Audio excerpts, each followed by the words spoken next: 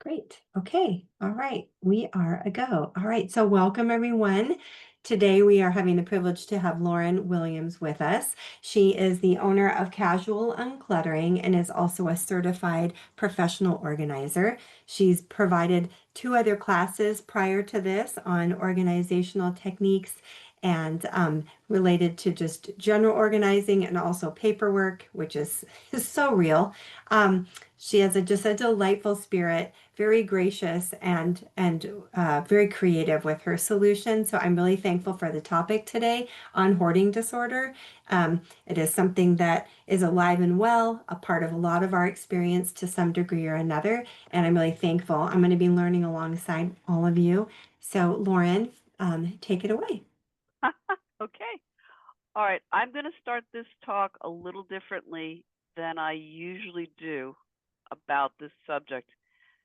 And I want to say that I'm doing so not to offer insult, not to point fingers or any other such, but because of my training, I am aware of the fact that someone attending this today is somewhat more likely to have hoarding disorder because brain injury can be a contributing factor to hoarding tendencies or can be a cause of hoarding tendencies. I, for a fact, once met someone during a walkthrough, an initial meeting to see if we could work together, who could tell me to the day when she had developed what were quite obviously hoarding tendencies. It was about a week after she'd been in a car accident and had suffered a significant brain injury. So today, a little hastily, because I went and sent Reggie the wrong slides, and I will send her the right or reconfigured slides after the fact, I'm using a set that I mostly use with helping professionals, people who are assisting people with hoarding disorder. I've rejiggered it a little bit, and it ought to still be very, very useful for you who are attending. And as for questions, I don't mind getting questions during a talk. In fact, I think for most people it's better because the question is fresh on their mind. And what I have found is any one person who has a question, often everyone has that question. So feel free to raise your hand. If I see it, I will, or if Reggie sees it, she'll point it out to me, and we'll go from there. I'm going to skip all the nonsense that you can read after the fact, and I'm going to go right into the most important stuff, the slides. And yes,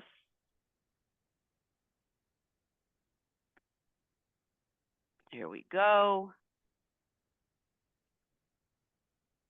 Can you see my slide? Hoarding. We can see them. Yes, it's Okay. not maybe in presenter view. Yeah, would you prefer that? It might make it bigger on the screen and a little easier for the participants, if that's okay with you. Oh, yeah, it's okay with me. I just never remember how to get there. That's slideshow, right? Yep. Okay. Current slide. There we go. Awesome. Okay. Well done. Yay. And I don't know why I don't think of that. Nobody else, you the guys are the only ones who ask that. Everybody else wants the other way. I don't know why. So the first thing I want to emphasize with hoarding disorder, and if it's the only thing you learn today, I'll have done my job, is hoarding disorder is a mental illness. It's not something that someone chooses. It's not a lifestyle. It's not that you're lazy or you're stupid or you're selfish or you're piggish or anything else that are the horrible stereotypes about this particular mental illness. Neuroscientists, those really smart guys who study our brains, can pinpoint some of the exact sections of the brain that malfunction in hoarding disorder. And those malfunctions make decision making more difficult and more anxiety producing. Just a sec. Did you have a question, Meredith? Oh, I can't. You're on mute, my dear. How did you know I had a question then? Because I saw your mouth moving, like, and I thought it said Uh, question. yes, I do have a question. Since it is a mental disorder and neuropsychiatrists and neuro whoever's can pinpoint it exactly, is there a pill for it? Is there a treatment for it? No, no pills for it yet. There are talk treatments for it that are better than others, and you want to work with someone who is trained in treating a person with hoarding disorder. But unfortunately, there are no pills for it yet. There's of all things some experimentation with 3D therapy, where a therapist and a client, a patient, share via virtual reality a model of the client's home, and the therapist walks the client through the exercises that treat hoarding disorder with that shared reality. And that is got a lot of people really, really excited. And it's also true that, let's say you also happen to have ADHD. Well, it's quite possible that if you treat your ADHD, and that often involves pills, getting that more under control will also give you some support, some foundation to improving your situation around hoarding behaviors. And that's true of anything else that might be contributing to the hoarding disorder. So what happens in your brain with hoarding disorder is basically that the low level portion of our brain, I never remember the name of it myself, the one that just makes everyday decisions about things like, oh, is this tube of sunscreen expired? I can look at this and I can say, yes, it is, and I'm going to toss it. The hoarding disorder brain, that part of the brain that makes that decision, instead gets locked in this loop of, but wait, it might not be expired, or but wait, it might be expired, but if it's not that expired, I might need it until I get its replacement. Or but wait, it's not expired. Am I sure it's expired? I see a little tiny bit left and I don't want to waste it. And this loop gets so intense that the low level part of our brain that can usually just make that kind of decision and move on boots the decision up to the higher level of our brain, the reptilian level of our brain, though it's called, that is worrying about, are we about to get eaten by a tiger? And that part of our brain tries to make the decision, but it starts to freeze too, because it's getting all sorts of signals about these trivial, minuscule decisions, sunscreen, pens, newspapers, who knows, and it locks up too. And so you just get caught in this endless cycle of can't make a decision, and someone on the outside might see nothing but the person with hoarding disorder saying, oh, I want it. That's the default the brain comes to. Oh, I want it. And you yourself may not be even entirely aware of all of this turmoil. You just feel that I want it. Now, it's a very common mental illness. It's thought that at least 2.5% of the people around the world suffer from it. That actually makes it more common than all the ones out there that are in the newspapers all the time, like OCD, bipolar disorder, PTSD, and those can contribute to hoarding disorder. Its effects are often even more severe than those other more commonly understood and recognized mental illnesses, isolated from your friends, from your family, even from society. There's clinical research that sadly hoarding disorder provokes more anger from family members against the person with the mental illness than other mental illnesses. And even more broadly, it tends to provoke more general negative emotions from anyone in the community, in the environment of the person with hoarding disorder. And I have a very personal guess as to why that is.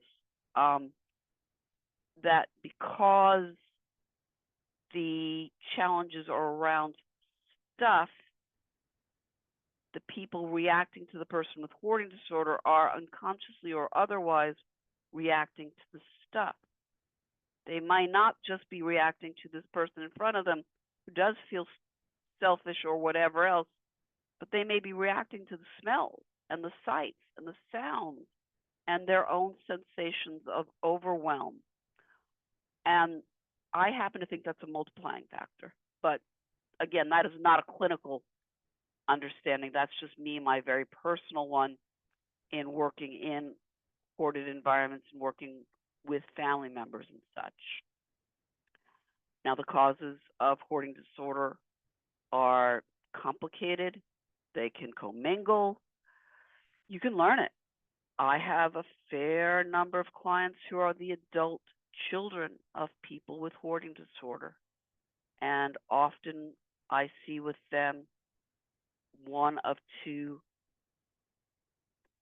very, very, very noticeable behavior patterns. If this is normal, they know they are, and I'm sorry, I shouldn't have used that word necessarily.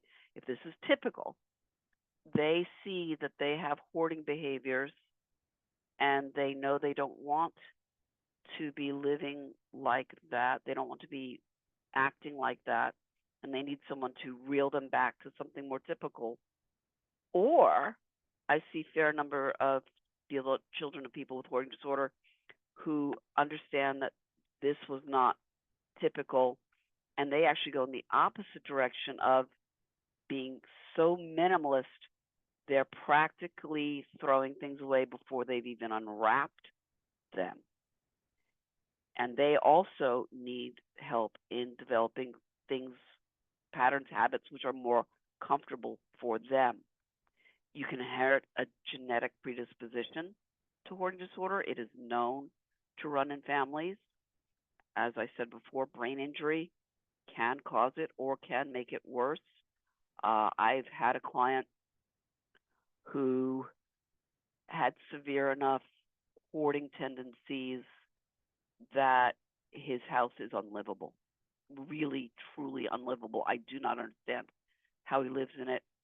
I believe it, from conversations I've had with him, that he started learning the habits from his mother, but he also was in a motorcycle accident at age 16. And I believe that contributed as well, because it made project management noticeably more difficult for him. There are other physical and mental illnesses that can have it as a symptom or can mimic it, which is why you can only have a clinician diagnose. And you can be traumatized, and the traumas can activate it or exacerbate it. It's chicken and egg, whether you have hoarding disorder and then you might well become depressed or anxious or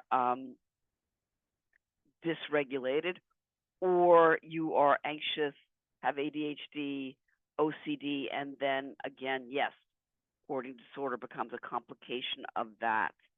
And I do not know of any research yet which is trying to untangle that, although I do know of a fair number of clinicians who are now becoming more and more informed of that spectrum and that commingling.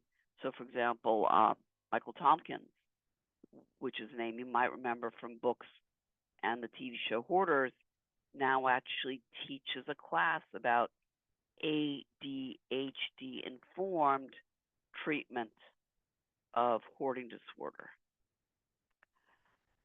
You are going That brings me up. That's a good moment to ask a question that was in the chat. Um, Someone's asking if Lorna's asking if divided attention issues are kind of like ADHD, or are they a hoarding? Maybe where would those be attributed? well, ADHD is its own thing, Mhm. and ADHD,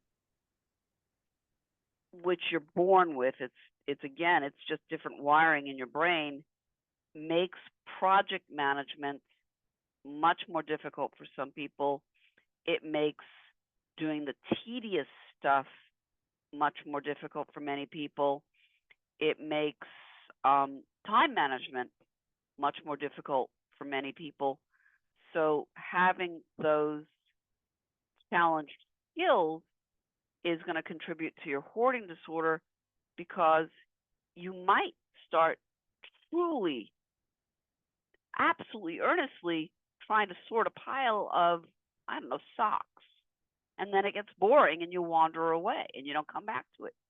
Or you might truly, earnestly start trying to sort a pile of socks, and you get distracted and you wander away and you forget to come back to it. Or. So it's not that hoarding disorder and ADHD are the same thing. They're not. Plenty of people with ADHD don't have hoarding disorder, and you can't assume that someone with hoarding disorder has ADHD, but they can make the one can make things worse with the other. Did that answer the question? I hope so. I'll see if Lorna, because I can't see everybody on the screen at the same time. Okay. Hoarding Not disorder. sure. Yeah. Yeah, it is a little confusing. And I think that it just highlights that some of these things really they really require a clinical specialist Yes. to really help tease out those details, because Yes. there's a fine line between a number of things that makes it hard to know which one, or like you say, coexisting challenges could be happening. If the question was actually, where is that line of, well, I'm just cluttered and I have ADHD, or, oh, wow, I have hoarding disorder, there are tools, lots of tools actually, which help people much more objectively assess their situation. So that might be another way of answering that question of, is it ADHD or is it hoarding disorder? And I will be pointing to those tools later on, so you'll have that as well. Now, hoarding disorder, unlike a fair number of other mental illnesses, there are a lot more frequent physical consequences, physical risks. Dust and other contaminants like animal pee, animal poop, yes, mice, rats, bats have been in, I think bats have been in one of the places I've worked in. Definitely the occasional shrew or vole. You have tripping hazards. You've got things falling on you. There are significant risks of fire in a lot of hoarded situations, and that risk is a greater risk, a more dangerous risk than non-hoarded environments. You might get food poisoning if you're not letting go of the expired foods. I have had multiple conversations, again, most often with the adult children of people with hoarding disorder. Oh yeah, when we grew up, we had food poisoning all the time. It's heartbreaking, absolutely heartbreaking.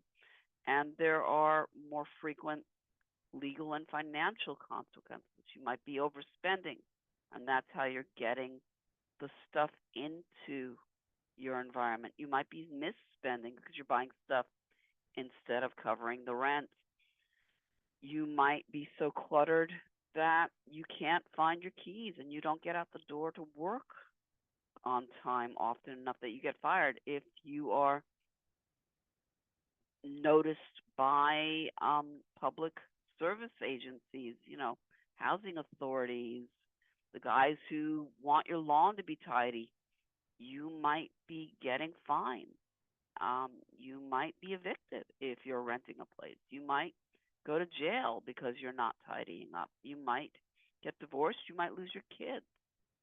I have worked in a situation where I did not call in Child Protective Services, but an alert teacher, after a conversation with one of the kids in my project, called in Child Protective Services. It was wonderful. Actually, they provided so many amazing resources. It was wonderful. But yeah, that's a risk too. Now, I'm not going to go into the exact definition of hoarding disorder, but there's something called the Diagnostic and Statistical Manual. It is the guidebook produced by the American Psychiatric Association to standardize the language around all mental illnesses amongst clinicians and to standardize the criteria for diagnosis for mental illness for all clinicians. And you can always go to the DSM if you want to study things more intensely about what is hoarding disorder. All right. So, as I said, it's a difficult thing. What makes it so difficult? Because the bad news I just gave you isn't the worst news, unfortunately. If you are a clinician and you know what you are looking for, you can be diagnosing a kid as young as 5. But it more commonly starts really coming to the fore in a person's teen years. Now, it's considered a very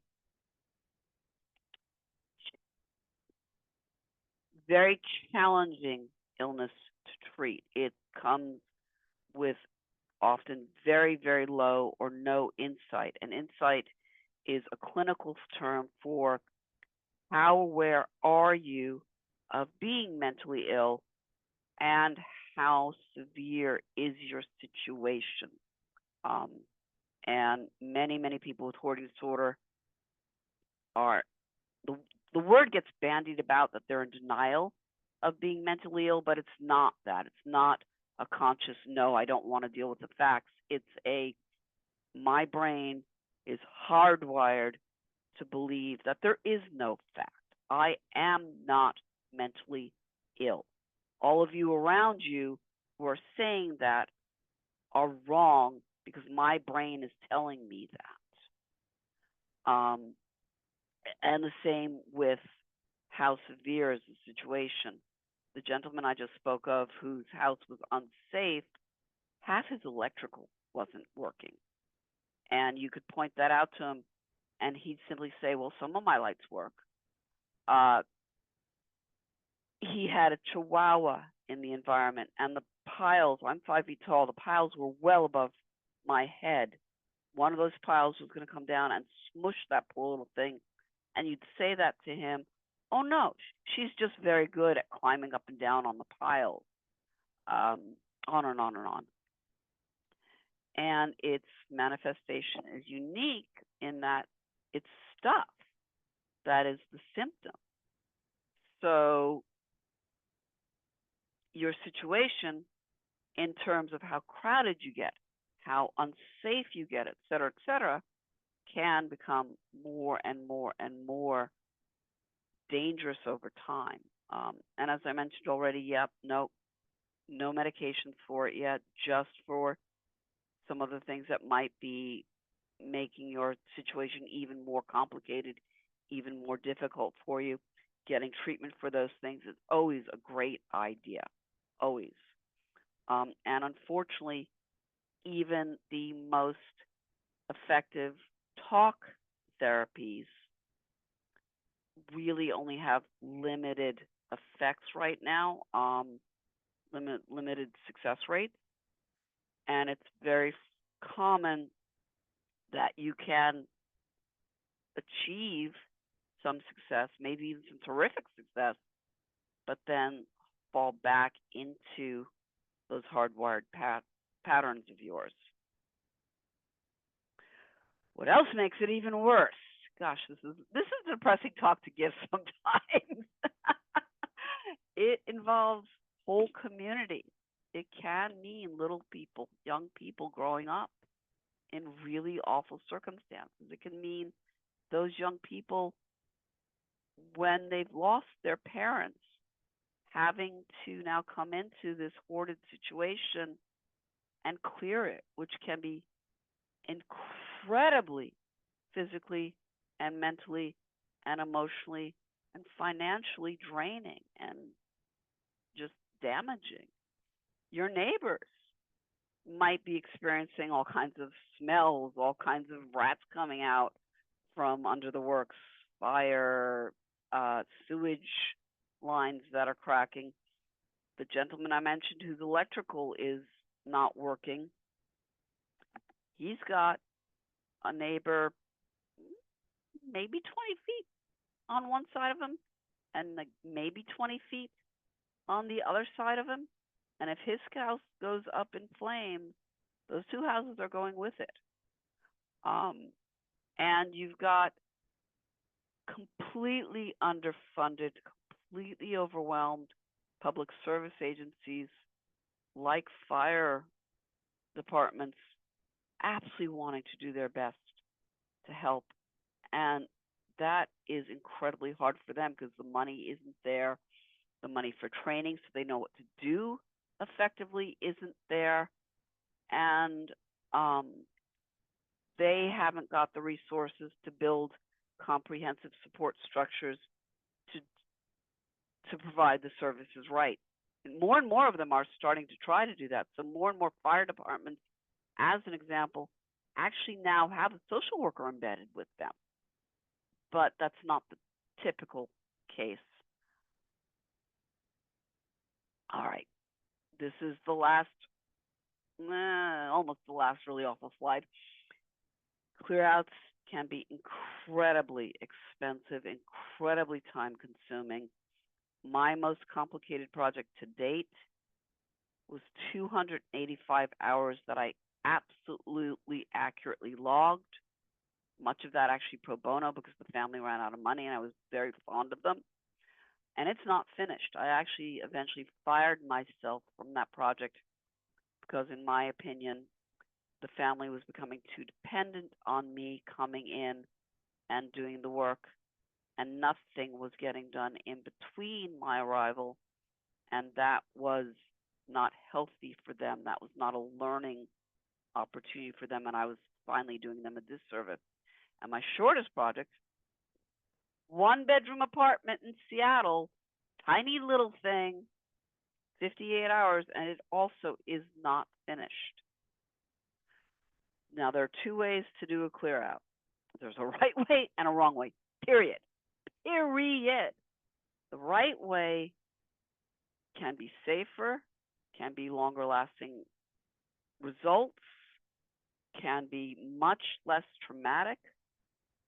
It's a process in which a client and an organizer, or a client and a team of organizers, and maybe even, yes, a client, a team of organizers, and a therapist or therapists work side by side as much as humanly possible. Hoarder style, yes, but with this tremendous difference, you take your time. This is not 48 hours and a lot of TV cameras. This is 2 to 4 hours at a time, once or twice a week, or a little accelerated if there are outside forces pressing in on you like an eviction notice, but you take your time. There's no, we're counting the minutes, how many decisions do you make? It's much slower. It's a teaching process where an organizer and or a therapist really is going to try and help your brain learn some new habits, new patterns of thinking. The wrong way is where you're forced into it. And sometimes that wrong way is the only option. Oh my gosh, this building is about to fall down on your head. We got to take care of that. But the wrong way is documented. to lead to horrible results. There are documented instances of people having heart attacks from the stress and the trauma, of committing suicide after that. You want to avoid it as much as you possibly can.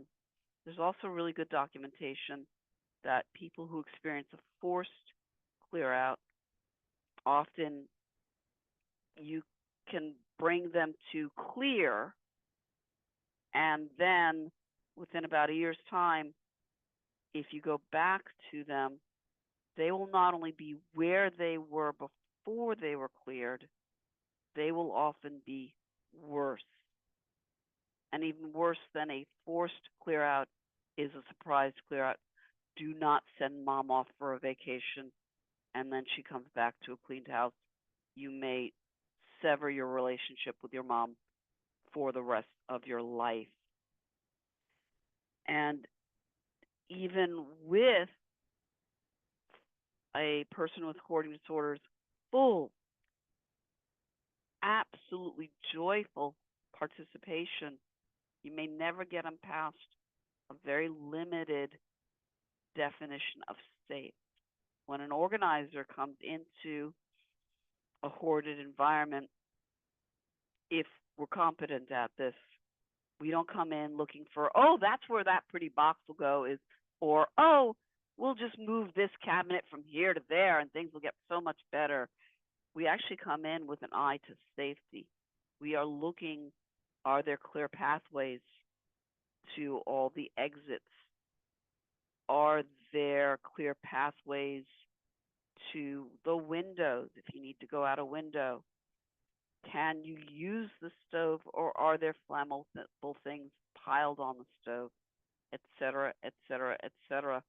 There's a practice in the community of something called safety days, where again, hopefully with a client's joyful participation, you come in and you just work on those very basic parameters. What is going to make the client safe? And if you can make progress there, you celebrate that. You absolutely celebrate anything which is progress, even if it's just, as did once happen with me, persuading somebody to let go of a bag of moldy candy because then she wasn't going to pass it around at Halloween. So only a clinician can accurately diagnose hoarding disorder. Again, that is because there are other mental illnesses, sometimes even physical conditions that can mimic it. And there can be all those commingling things going on that only a clinician can tease out. And the treatments, of course, are highly dependent on those diagnoses. Here's an example that I was taught by a client. ADHD and OCD, they can sometimes co-occur. Well, ADHD medicines make OCD worse, and OCD medicines make ADHD worse. So it's really important those diagnoses for all sorts of things get teased out properly. And only a clinician can truly treat the mental elements of hoarding disorder. Organizers help with the stuff. Housing inspectors might help with the criteria. Vets might help in cases where there are animals involved, but they're not providing the treatment. And now seniors are generally the most severely affected by hoarding disorder because they are the people who've spent their lives living this truth. And because they're the ones who've spent their lives living with this, they are often the most reluctant or unable to get help. And think about it this way. If you're 5 years old and you are developing hoarding tendencies, well, you've probably got mom and dad or, family controlling your impulses to get things. And you've probably got only a limited amount of space to keep things, and you probably don't have any pocket money for getting things, and you're not going to go walking off to the local toy store on your own to acquire things. But now fast forward to your teen. You may now have your own room.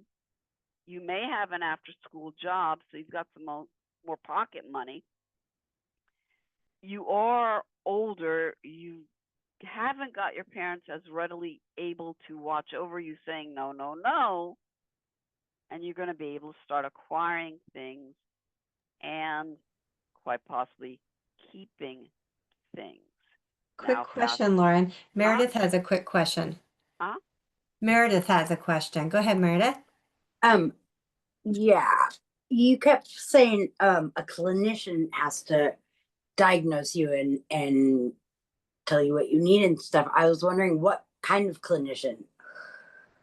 Are there like specialists for this disorder? There are therapists who specialize in diagnosing hoarding disorder. There are, psychiatrists who are willing to diagnose hoarding disorder. You can often find someone by going to Psychology Today on its directory, and hoarding disorder is one of the things you can click on as a search criteria. There's also the International OCD Foundation and its directory. You can find clinicians who are willing to treat and diagnose hoarding disorder. And way on down at the bottom of the talk, I point to some folk here in Washington. I can't promise they are all of them still in active practice, because that changes on a blink. But they're at least people that I did know once upon a time treated and I trust. The reason the International OCD Foundation, of all things, has links to hoarding disorder is once upon a time, hoarding disorder was considered a kind of OCD. But as hoarding disorder was more and more studied, therapists realized that a lot of the techniques and methodologies they used for treating OCD actually did not work at all on hoarding disorder. And eventually, yes, there was this split of hoarding disorder, it's its own thing, but the OCD Foundation still believes in maintaining that historical tie to its treatment. And they actually still run conferences on hoarding disorder, and they still have an entirely separate website and presence around hoarding disorder. And now, so yeah, you've got someone now in your 20s. That someone may have moved out and is in her own apartment, may have her first real significant job with some real spending money, maybe a little bit of woohoo, I got some freedom, more acquiring, quite possibly more keeping. Fast forward again, your 30s, now you may really be growing in your career. You may be really developing your hobbies. You may or may not have a partner. That partner may or may not know what is going on, and so may or may not be able to provide some support. Your 40s, your 50s, your 60s, 70s, 80s, you can see how this pattern just spirals out of control. I just wanted to say that I popped a couple links in the chat if people are interested. I just looked up, finding a therapist from Psychology Today. It's listed as the Seattle area, but it doesn't have to be Seattle. You can specify. And then the International OCD Foundation, how to find a therapist. And also, depending on what insurance people have, lots of times you can go on to call your insurance company or go on to your insurance company portal and looking up mental health supports. And there's much more information than there used to be on people's specialties. So that's another place to look. And it Thanks. could well be that even if you do get a diagnosis of hoarding disorder, you and your therapist, your clinician, might consider starting on something else first. You might well want to start treatment for ADHD if you've got that as well. Again, laying that foundation for this is going to make me approaching my hoarding challenges easier. That's something to always have a conversation with people about. All right, I apologize. This slide is actually meant for helping professionals, my colleagues, or social workers, et cetera, et cetera. So it's a little tongue in cheek, and I should probably have taken it out for this talk. But here again are some of the things that either people coming in to help or people living in these environments might be exposed to. This is very, very real. I have been exposed to cat pee, dog pee, mouse poop and pee. I have been exposed to dust in an attic, which was so thick in that attic until my eyes adjusted to the light. I honestly thought it was large dead animals like raccoons. Fumes from things that are rotting, paint cans that are starting to leak or break as you're handling them. You as a person with hoarding disorder, someone might lose their jewelry. Me as a person trying to help you find your jewelry, I might get stabbed by it, or you might get stabbed by it. I have been exposed to fleas, bed bugs, spiders, silverfish, and I don't even remember what else. I actually don't try to keep track so much. So if you're trying to get yourself out from under, take care of yourself. Dab yourself, maybe on your wrist, maybe on your stomach, maybe on your ankles, maybe on your neck with some repellents, some essential oils, or DEET. Wear gloves if you're trying to get yourself out from under. Wear closed-toed shoes so you don't stub your toes as you're getting yourself out from under. Pace yourself. This is a colleague of mine. He used to be the president of the entire national shebang of my professional society. He used to specialize in garages. He would be asked the question, so how long is this garage going to take to clear out? And he would answer, how long did it take you to get here? Take your time. Don't rush yourself. You'll just get frazzled. You'll just get exhausted. You'll just crash. And that will be harder to come back from than just maybe even 15 minutes a day. You might need to wear a mask. You might need to wear safety goggles. Anything that's going to help you. Let yourself have that, please. All right. This slide is from the perspective of someone having a conversation with someone with hoarding disorder.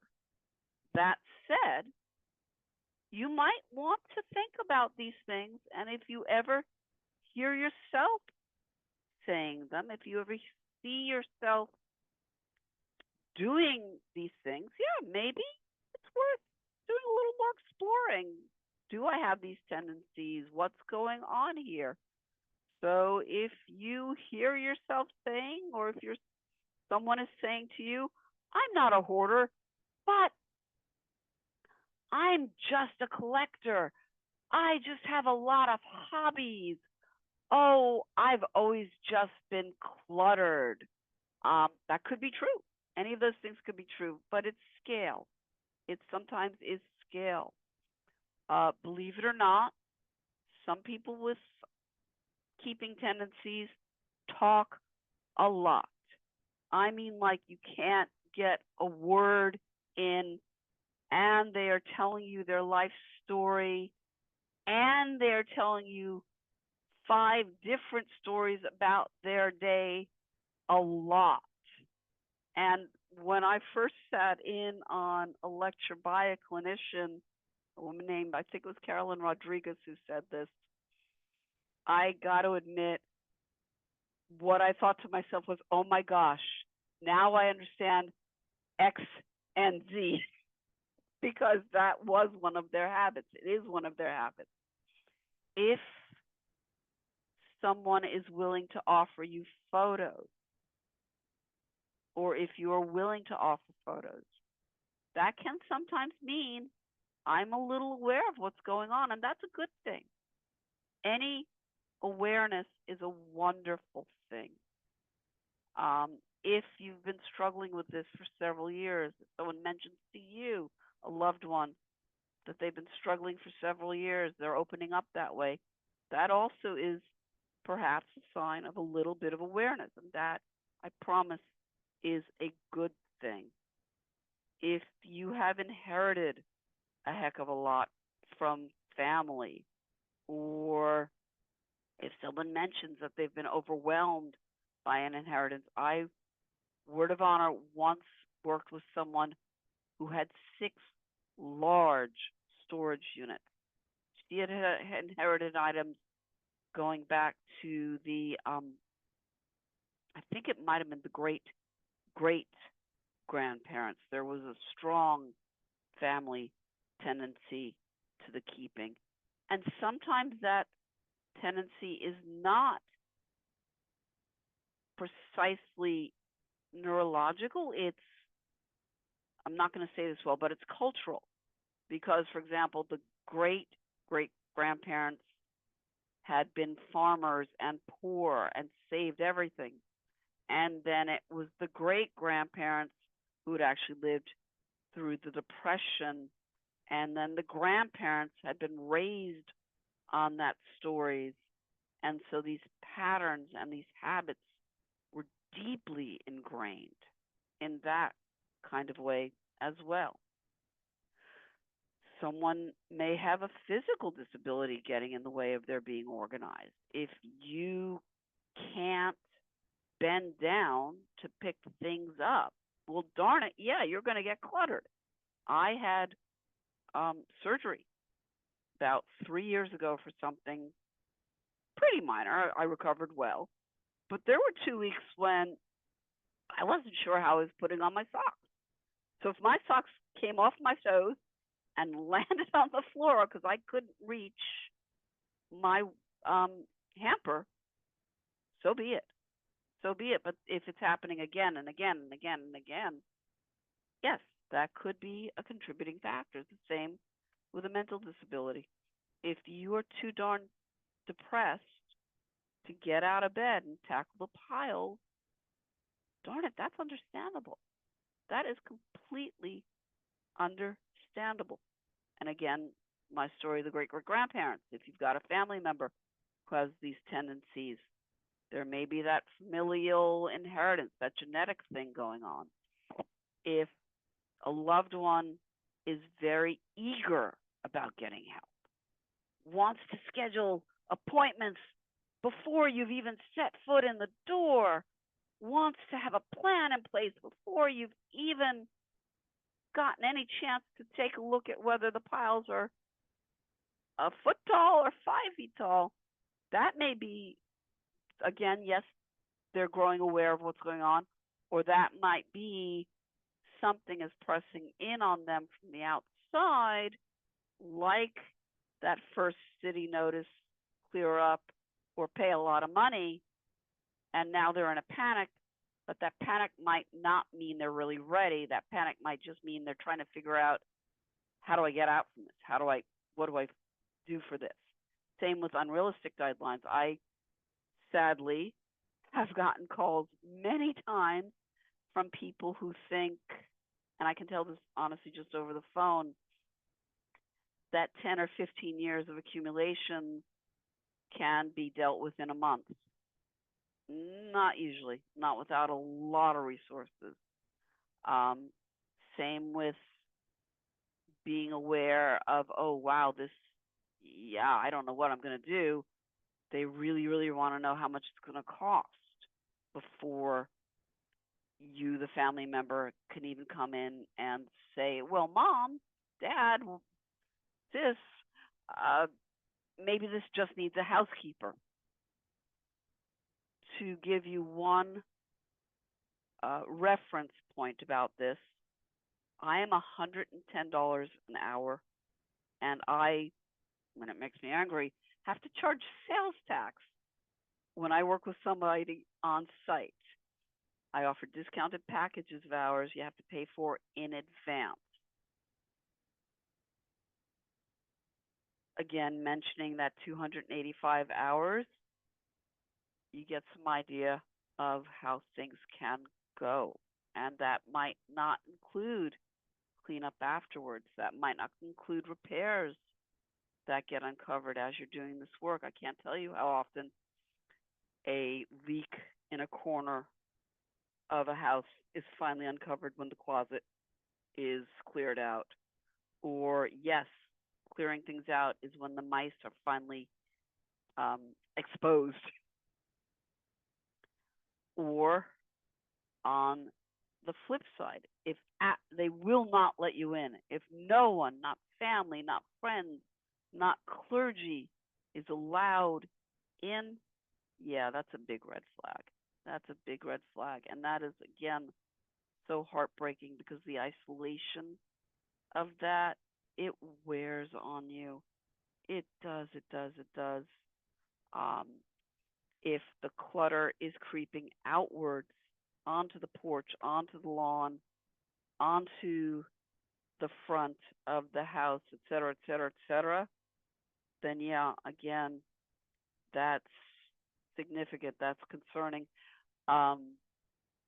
There's another clinician, David Tolan, who says that when you have worked in this community long enough, you can look at someone's car and make an educated guess of whether they have hoarding disorder or not. I can do it from people's garages, and I can sometimes do it from people's cars. I admit it. If somebody's got multiple properties, multiple storage units, again, that can be a huge red flag.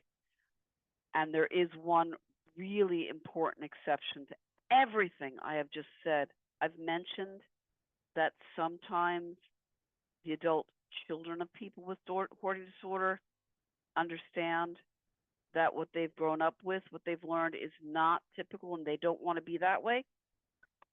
The ones who tend towards minimalism, I'm unwrapping a package, using it once and throwing it away, or I'm not even wrapping it before I let it go again, can be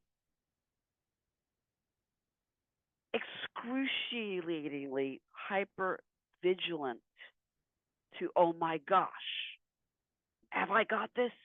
Am I doing this? Is there that crack in the door that I've just let in that habit?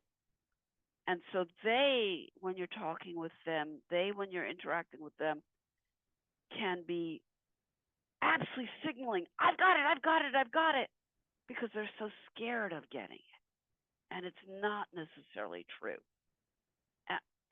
And I, at least, not a clinician, but in working with them, I promise you can usually tell the difference in 10, 15, 20 minutes, maybe an hour. And it's really, really gratifying to try and help someone calm those fears. And that's something that you don't necessarily need to be a clinician to do. That's something that just a compassionate person with good listening skills will find the clues to be able to reflect back to that poor person in pain. Nah, I don't think so. I know I'm not an expert. I know maybe I've never met you before, but no, I don't think so. All right, so tools which might help if you're the family member, the clergy member, the whomever working with someone with hoarding disorder.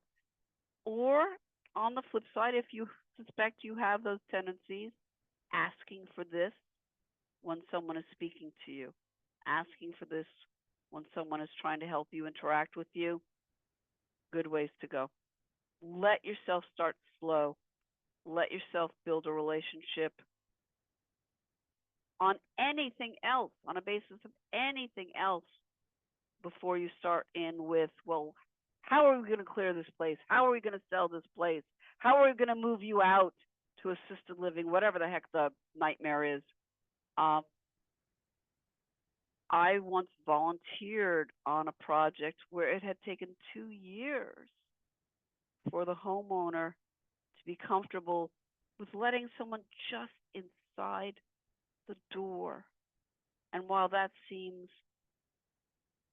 frighteningly slow, it worked. The homeowner then was able to make those next steps of getting treatment, getting help. That day, there were, if I remember right, 5 therapists on site helping the homeowner stay calm. There was my pit boss, lead organizer, coordinating 4 of us who were the arms and legs doing the work. And the homeowner was seeing rooms she hadn't been able to get into in 7 years sometimes. Very satisfying work. I don't know outcomes in terms of long-term success, but that immediate success was very, very real. I have learned how to keep a neutral phase. I try very hard not to react to smells or noises or something that I'm looking at and it's not something that I would typically expect to see. Now, of course, sometimes you're going to get startled.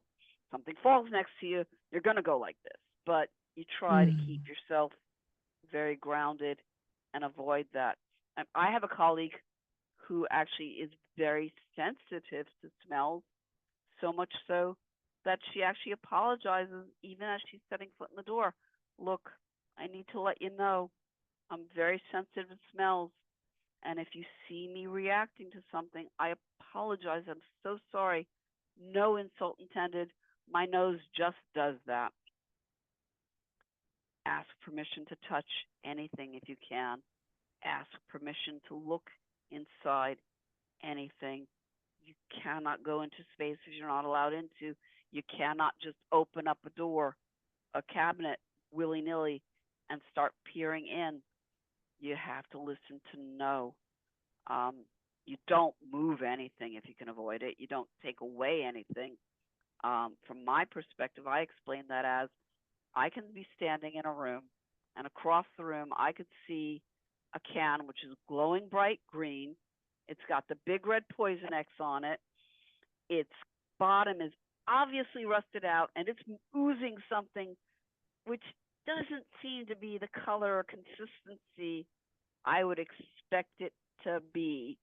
I cannot go across the room, take that thing, and bring it out to a public garbage can. My professional society could censor me, and worst case scenario, the homeowner would be absolutely justified in charging me with theft. Now, I will get stubborn if I'm seeing that can, and I will do everything in my power to say, please, would you consider letting that go? But ultimately, your loved one, this is their stuff. Whatever that stuff is, or ultimately, this is your stuff, whatever that stuff is. And the more you can respect that, the more incrementally you can, again, sometimes affect that change in thinking, which lets people learn how to let things go. Hey, Lauren, Mhm. I just want to give a time check. We're at 3 o'clock. And so I want to be able to respect people's time and your time, in terms of kind of finishing up here. I think this might be the last one, and then the rest is just resources. I Oh, am okay great. with staying over Okay, if great. other people would like that. If other people can't, one thing I will say now is I think one of my slides has my email, and I have a policy of once an attendee at my lecture, always a kind of client. So you're always welcome to just send me a question, and I will answer it as soon as I can as well. one thing which is considered therapeutic, and you don't have to be a clinician to use this technique, you can let people tell their stories about the stuff. It's a way of sometimes grieving the loss. It's a way of honoring the stuff and making the letting go easier. So whenever you can, you, the person with these tendencies, tell the stories of the stuff. You, the person trying to help a loved one, let them tell the stories of the stuff. That is actually considered extremely valuable, very effective. And of course, if you are somebody who has collecting instincts, you are highly intelligent, you are very creative, you have another entire life outside of your keeping habits. Remind yourself of that. You, the person interacting with somebody who's making you a little today, remind yourself of that. If you're getting down on yourself that this is going on in your life, let yourself laugh. Let yourself laugh. Let yourself laugh. That is also really therapeutic. If you're talking with someone with these instincts, avoid yes/no questions. Do you want to keep this? Yes. Do you want to let it go? No. Open-ended questions. Well, tell me why you want to keep this. Tell me if you think there might be value in letting it go. Asking yourself those kinds of questions, letting your brain experience, reframing it, letting your brain experience different ways of thinking about your stuff. Very valuable. Don't do this if you don't feel you can. Find help, find help, find more help. And I think that's actually, the rest really is just resources, international, national, and Washington State.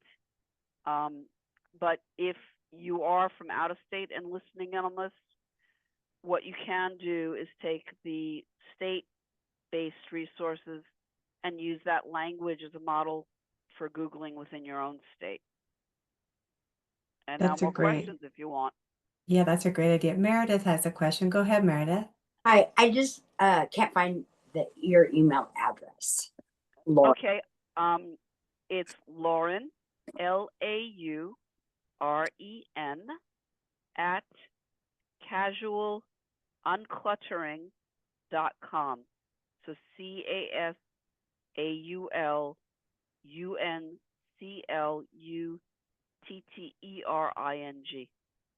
Perfect. I think Reggie is typing that into the chat as we speak. I thought I saw the fingers flying.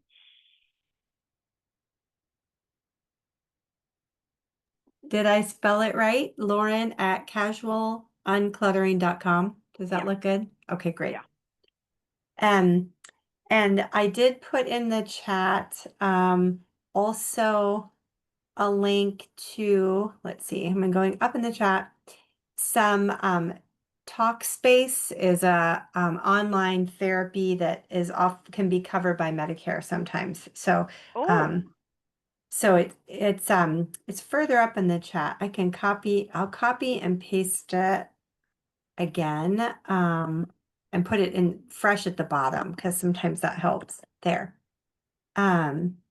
So I think this kind of started not that long ago, maybe like a year ago, to have a little bit more available resources for people using Medicare. And someone else had a question, and I just was going to say it before we go, that obviously, like you're describing, Lauren, that this keeping tendency or hoarding disorder has a range of expression. And so someone was asking if people have to be diagnosed in order to get help. And some of us were chiming in that, no, you can get help without being diagnosed or having an extreme version of hoarding disorder that would require a diagnosis. But the way that insurance works, oftentimes a diagnosis of some sort is required to get help. And so I just wanted to encourage people, if they're interested in getting help and there's a diagnosis needed to get coverage, have that conversation with your practitioner. There are some very mild diagnoses that can be utilized, for getting qualifications of insurance to get help. So, But I do also have to chime in that unfortunately, that help is generally only going to be for the medical aspects right, of your tendencies. So it's going to right. be for, a psychiatrist, psychologist, a GP, if your GP is the person prescribing anything, whatever. Mhm. It's very difficult for the most part to get other support like an organizer paid for through insurance. Right. Sometimes there are social services agencies which can provide some assistance that way. Organizers, at least, are generally very willing to be extremely flexible. I have had parents paying for kids, kids paying for parents, friends paying for friends. But yeah, it's not easy to get No. financial assistance. Right. And I appreciate you clarifying, Lauren. I was only talking about the mental health piece, not the actionable part. So you are absolutely right on that. So I'm glad that you said that, because having the full support, like mental health support, and then actionable, like organizing and that kind of physical support, both are so ideal to have working hand in hand. But yes. And that's not to say don't try to get some financial support for the physical aspects of it. I have had some reimbursements on occasion through social service agencies. I had one client who got a small stipend from the MS Society of America, of all things, and that got her some help. So you can, depending on what your circumstances are, and that client, just to clarify, didn't have hoarding disorder, at least in my non-clinical opinion, but she had some really significant challenges being physical, and so we were making her space safer. So that doesn't say don't be creative in trying to find help. One of the ways I'll clue you into, maybe you can slip it in sometimes, is there's a technical expression. I don't honestly know exactly how to put it.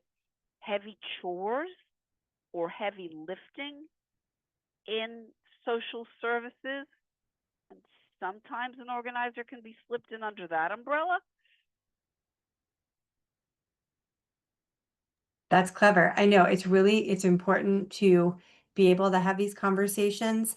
And it is important to come to these spaces, really being able to share and to not be carrying the shame that keeps a lot of us from not talking about things that are uncomfortable and hard. So it's finding people that are safe to talk to so you can get the best care and have the best options for support. And there are some very, very community-oriented resources like that. One of the ones I point to that I have massive respect for is Clutterers Anonymous, which is based on Alcoholics Anonymous principles, but they took the literature, they took the protocols and adapted them for people who clutter. And the more I learn about Clutterers Anonymous, I actually have the literature in my bookcase for reference.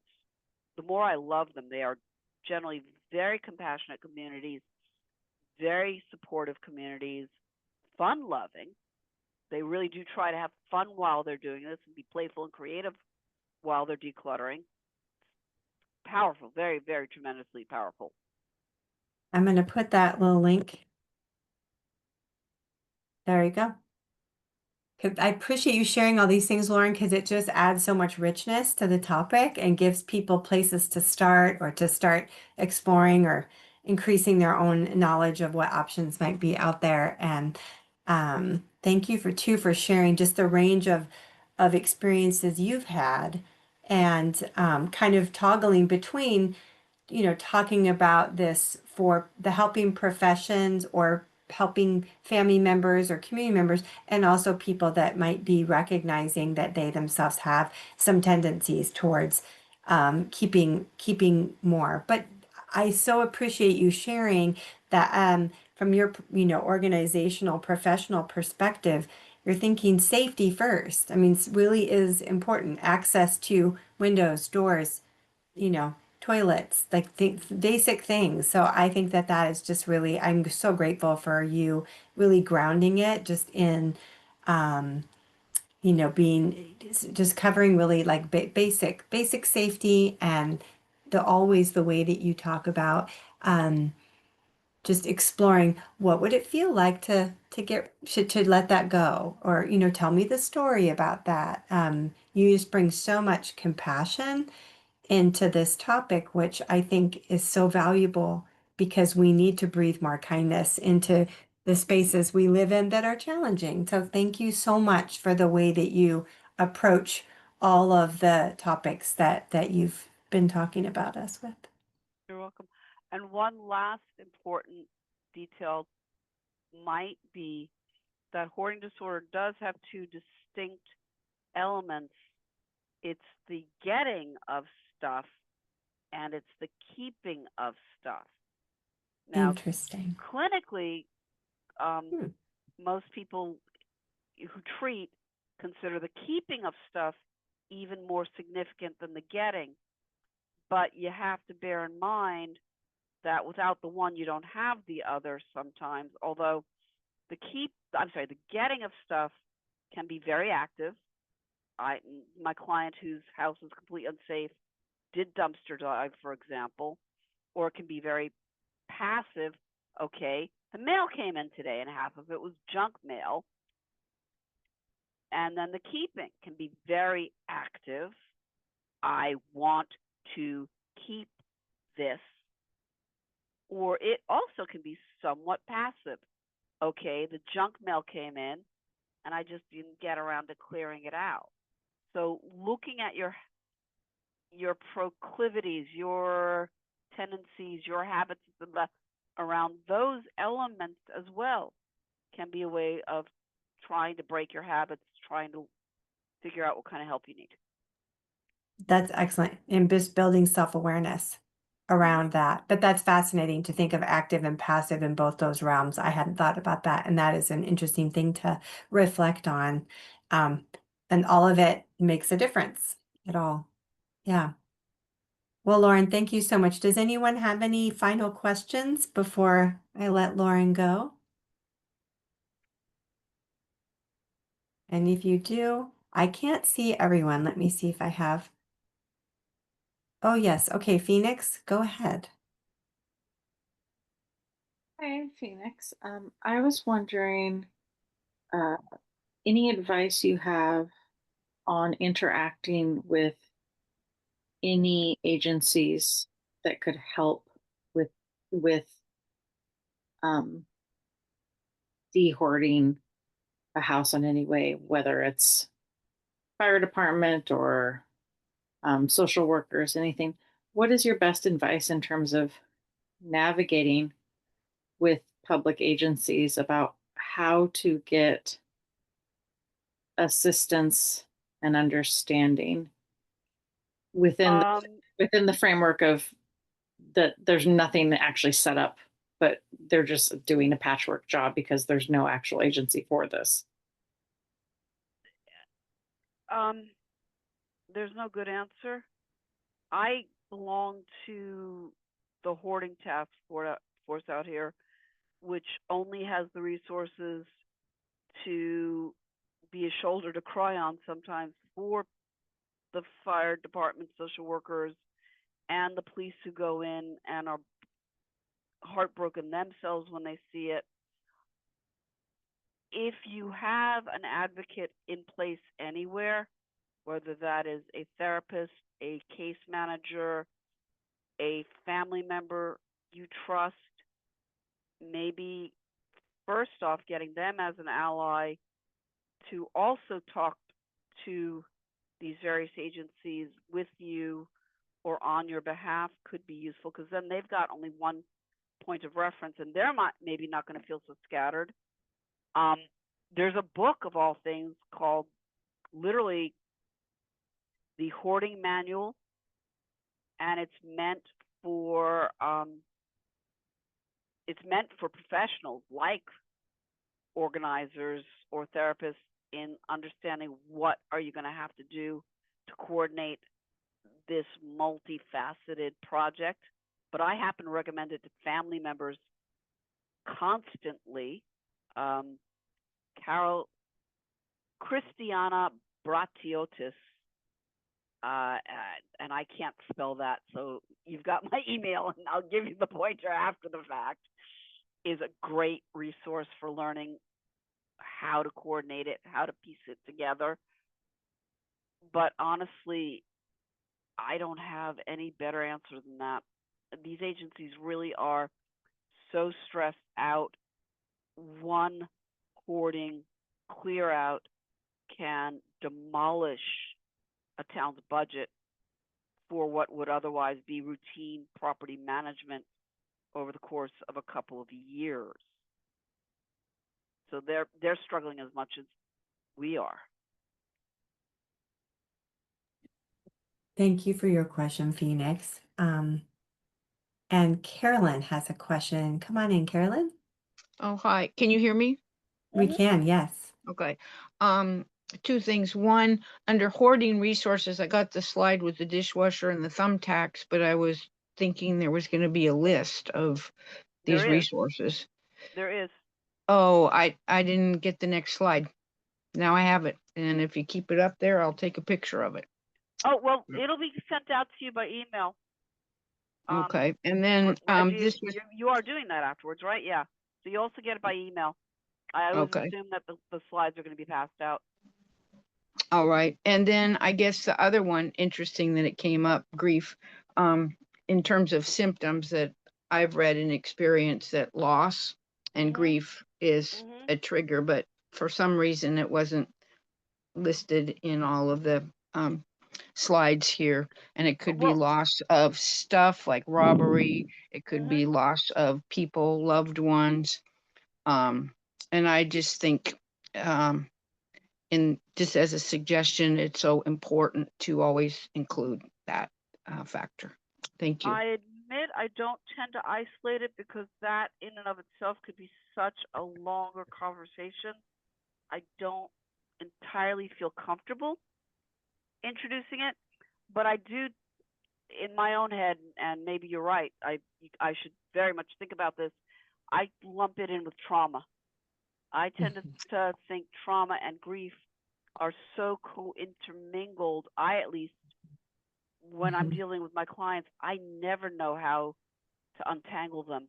When I'm seeing them I guess it's a experience one. suggestion when, you list factors and you don't have to go into detail of each one, but it might go under the overarching umbrella of loss as opposed to the word trauma, and it's to replace the word grief.